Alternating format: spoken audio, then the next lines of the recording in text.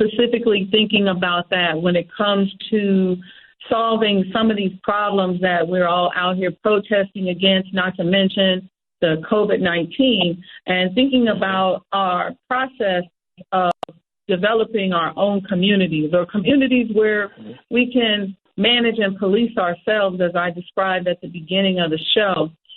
And many of our people define a good neighborhood as one where they're the minority in the community. You know, like we like to be the only Black person in the neighborhood. And some of us are, you know, really attracted to communities. You know, some of us go because of the amenities or the quality of schools and the modern home designs and styles and low crime rate. But really, a lot of times we like to be the only Black person in the neighborhood. But what you're starting to see now in suburban America are these urban replicas that are popping up in suburbs around the country. They're little communities, usually anchored by a couple of big box stores with then independently owned unique restaurants and shops that serve as points of attraction for people outside of the community to come in and patronize.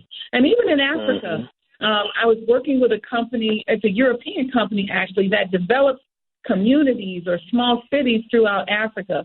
I spent a lot of time, as you know, studying and talking to these developers and learning the whole science of creating community anchors like schools and entertainment and road development, access to health care and businesses that attract entrepreneurs and serve as the development of these communities. I've even worked on sewer and water pipeline projects that I feel like have prepared me to work on this type of project. This is why I'm so passionate about it. But I often wonder, how can we attract our people to a community that they know was built or rebuilt by us, or one where we're not the minority, but we're the majority, or where maybe we go into some of these cities and redevelop the neighborhoods?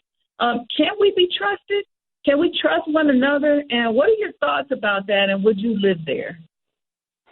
Well, I'll answer the last part first. Absolutely, okay. I would live there. That would be like heaven, right? And, you know, we started off, see, this goes right back. I love it, the way it dovetails right back into your start and mentioning the Honorable Elijah Muhammad, because as you so beautifully put, it's not that we as a people are not attracted to these neighborhoods.